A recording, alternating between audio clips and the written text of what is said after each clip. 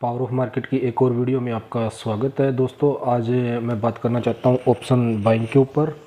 दोस्तों, हमने काफ़ी बार देखा है कि बहुत सारे लोग बैंक निफ्टी और फिन निफ्टी की एक्सपायरी के दिन हीरो जीरो ट्रेड लेते हैं। उन्होंने 5 रुपये 6 रुपये का प्रीमियम ले लिया और उसके बाद उसको भूल जाते हैं कि या तो ये प्रीमियम जीरो हो जाएगा या फिर 5 रुपये वाला प्रीमियम 50 रुपये 100 रुपये हो जाएगा। अगर मेरा कोई भी दोस्त अगर यही चीज़ स्टॉक ऑप्शन के अंदर अगर करता है तो उसे अब सावधान होने की ज़रूरत है। दोस्तों, मैं बताना चाहता हूँ, अगर कोई भी दोस्त स्टॉक ऑप्शन के अंदर बाइंग करता है तो उसे ये चीज़ नहीं करनी चाहिए। अगर बैंक निफ्टी या फिर निफ्टी के अंदर हम अगर कोई भी एक्सपायरी के दिन अगर छोटे प्रीमियम का ऑप्शन लेते हैं, अगर वो जीरो हो जाता है तो उसके बाद हमें कोई दिक्कत नहीं होती है। शाम होते होते वो प्रीमियम जीरो हो जाता है और वो जो हमारा ट्रेड है वो ऑटोमेटिक कैंसिल हो जाता है। बट स्टॉक ऑप्शन के अंदर अब एक नया रूल आ गया है जिससे कि हमें बहुत ज़्यादा नुकसान हो सकता है।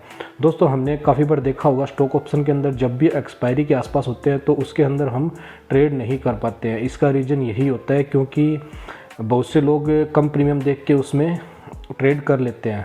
दोस्तों, मैं आपको उदाहरण देखकर बताना चाहूँगा ताकि आपको अच्छे से समझ में आ सके।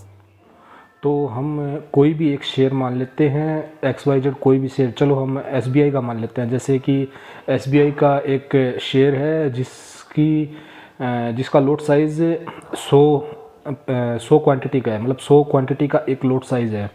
अगर उसका प्राइस अभी है 1000 रुपये मतलब SBI का 1000 रुपये का प्राइस चल रहा है, उसकी लोट साइज़ 100 रुपये है।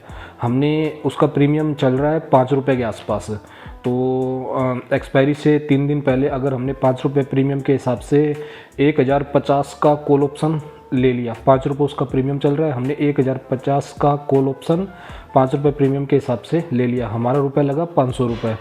अब हम सोच लेते हैं कि या तो ये 500 रुपये लगे हमारे, या तो ये 500 रुपये ख़त्म हो जाएंगे, या फिर अगर ये बढ़ गया तो कोई दिक्कत नहीं है। बट दोस्तों, अब ऐसा है कि अगर एक्सपायरी से पहले अगर वो आउट ऑफ द मनी रहा, मेरा कहने का मतलब अगर आपके 1050 से नीचे ही रहा तो कोई दिक्कत नहीं है, वो आपका जो ट्रेड लिया हुआ है वो ऑटोमेटिक कैंसिल हो जाएगा। बट अगर दोस्तों किसी भी वजह से अगर एक्सपायरी या एक्सपायरी से पहले एक्सपायरी वाले दिन वो अगर अपने 1050 के लेवल को क्रॉस करके अगर 1051 पे क्लोज कर दिया तो आपने जो आउट ऑफ द मनी का कॉल ले रखा है वो अब इन द मनी हो जाएगा। मतलब 500 रुपये का आपने एक लोट लिया और उसको ये लेके छोड़ दिया कि कोई दिक्कत नहीं है, या तो ये बढ़ जाएगा या फिर ये 500 रुपये मेरे चले जाएंगे, और आपने उसको देखना बंद कर दिया। और गलती से अगर वो 1000 रुपये वाला किसी भी गलती की वजह से वो अगर 1051 के ऊपर एक्सपायरी के दिन क्लोज हो गया तो अब दोस्तों आपका स्टॉक हो गया है इन द मनी और एक्सपायरी हो गई है ख़त्म।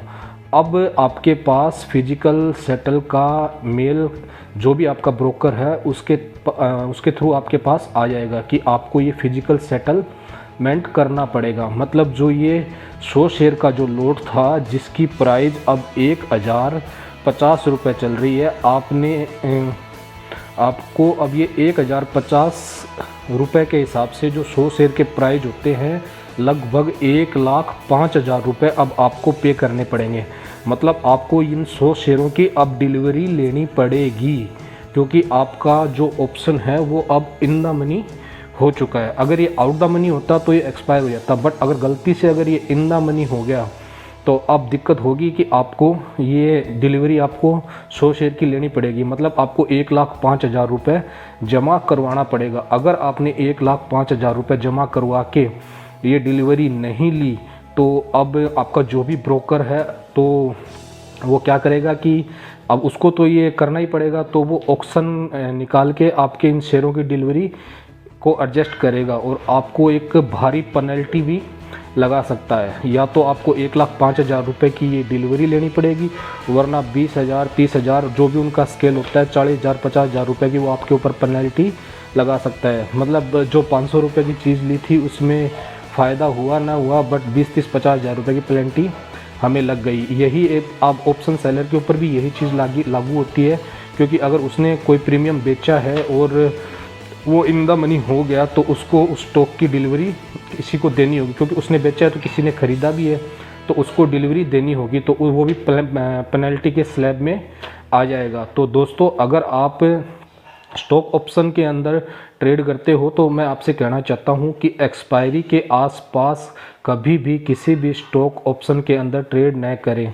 और जब भी आपने स्टॉक ऑप्शन बाई किया है तो मेरा कहना यही रहेगा कि मंथली एक्सपायरी से 2 दिन या 3 दिन जो भी भाव मिल रहा है उसे लेके उसे बुक करके उस ट्रेड को वहीं कैंसिल कर दीजिए।